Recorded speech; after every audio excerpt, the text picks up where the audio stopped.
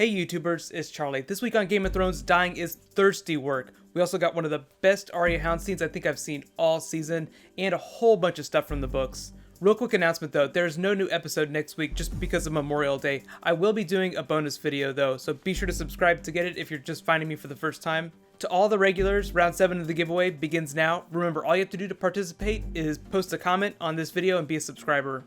This episode made me so happy for so many reasons, so let's start with top 5 moments and then I'll do my review. Careful for spoilers from the episode if you haven't seen it yet, but time to fly. So, number 5, the Hound explains his backstory to Arya. It was both heartbreaking and adorable to watch the Hound lick his wounds like a real dog, but then he just breaks down emotionally in front of Arya. She had just done her big "nothing is nothing" Dark Jedi and training speech, so seeing her be so genuine with him seemed a little strange. I love the two of them together. They push all the right fandom buttons, but if she were really turning into a stone cold killer, she probably wouldn't be feeling any sentiment for the Hound at all. And she wouldn't have offered to treat his wound, fire or no fire. Also, in case you don't remember, we heard that same story about the Hound back during season 1 when there was that tournament where he and the Mountain ended up fighting. I think someone else was explaining it to Sansa, but they just said how the Mountain pushed the Hound's face into the fire when they were kids.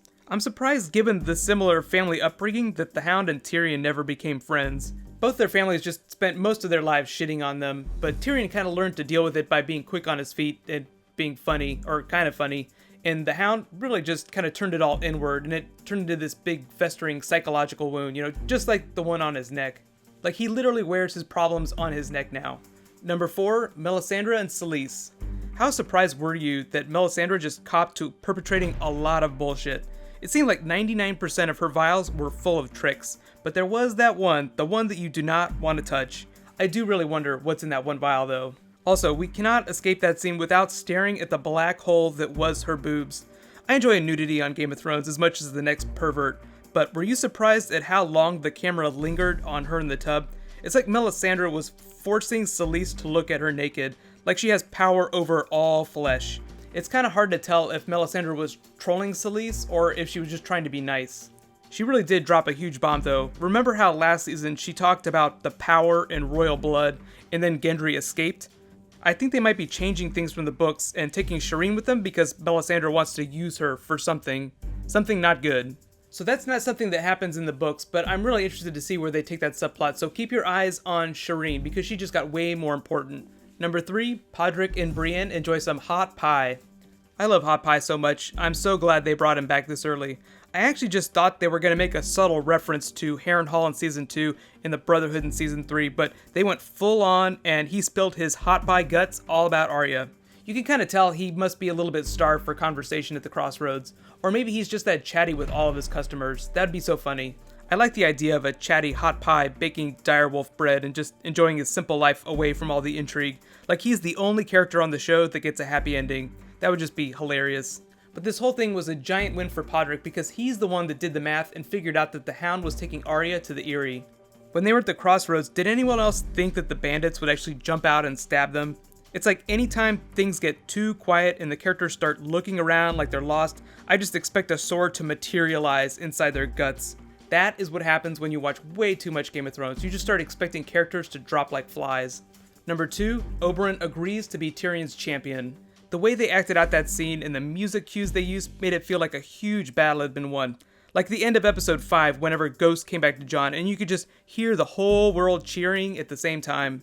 I also really loved Oberyn telling that story about him visiting Casterly Rock whenever he was a little kid. That was straight out of the books. They actually really did visit Casterly Rock whenever they were young. There was even that shout out from when Cersei almost yanked off Tyrion's dick. I wince every time I read that part. Wow, she is horrible. When is her reckoning coming? That's what I'm wondering. If you didn't see, Oberyn was actually crying a little bit whenever he was talking about using Tyrion's trial to begin his quest for justice. The Mountain is just the first person on that list. It sounds like he plans on killing a lot of people, not just Lannisters. I really love the level of detail that he went into when he was talking about how Cersei was describing Tyrion, claws, tail, giant head. I feel like if Cersei had not been born a Lannister, she could have been an amazing bard, just telling the craziest stories. But my number 1 moment, Littlefinger makes Lysa fly. All of the eerie Sansa scenes were straight out of the book, from the snow castle of Winterfell to the Littlefinger kiss to the moon door. They really sped that plot up too, because it's from book 4, and back in King's Landing, the trial is a book 3 thing. I totally don't mind, because that Littlefinger speech was so great, even though he is so creepy. That should actually be a contest. See who gives the best speech each season on Game of Thrones. That'd be a pretty tough one to decide. Sansa is really getting in deep with Littlefinger now. She had no idea what was going on with the Purple Wedding, but this time she had ringside seats for Lysa flying out the moon door. And remember, she is a terrible liar, and they still have to deal with Robin, because he's still running around being crazy. As long as Littlefinger can keep the other Lords of the Vale from taking over Robin's stewardship, Sansa will probably be okay. Robin is very Joffrey-like in his mood swings, and the moon door is always going to be a threat hanging over everyone's head. It's like the ultimate prison sentence. It's like the Arryns can just push all their problems into a nice little circular death hole. But now it's your turn. Let me know in the comments below, what was your favorite moment? And for all the book readers out there, how do you feel about the way they're changing Arya and the Hound scenes? Like, do you enjoy that she's being so nice to him now? It's actually a change that I think is really awesome, just because they work so well on camera. I think that's why they did that. Just they made his part that much bigger, just because it totally works. So just so we don't forget, there's a couple other big plots that we need to talk about before I do my review. First off, Daenerys is sending Daario to subdue all the Wise Masters in Yunkai. I love that he's so restless. He actually does have desires beyond having sex with Daenerys. But yeah, that look on her face made me laugh so hard. HBO already said that Daario is going to be a regular in season 5, so obviously he's not going to die, but we'll have to wait and see what happens with the Wise Masters, because they're one of the big villains that Daenerys has to deal with. So the next big thing is the defense of Castle Black, and Alliser Thorne essentially ignores all of Jon Snow's warnings.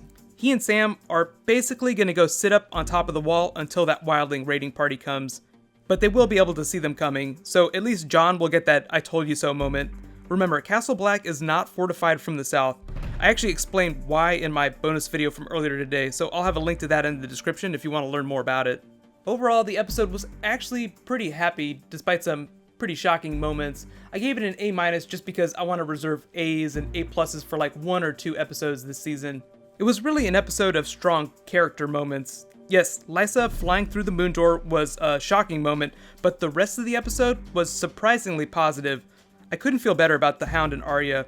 It's like a few episodes ago, she thought he was the worst human being on the planet, and now she's taking care of him. Even Tyrion and Jaime were acting like they were little brothers trying to play a prank on their dad. Like they were 2 little boys just trying to get a rise out of Tywin. And that look they shared, it was like they were remembering their entire childhood. I always love the way the show mixes these really strong character moments with the, oh shit, moon door moments. Even Littlefinger's speech to Sansa was really touching, about getting revenge for Catelyn and the Red Wedding.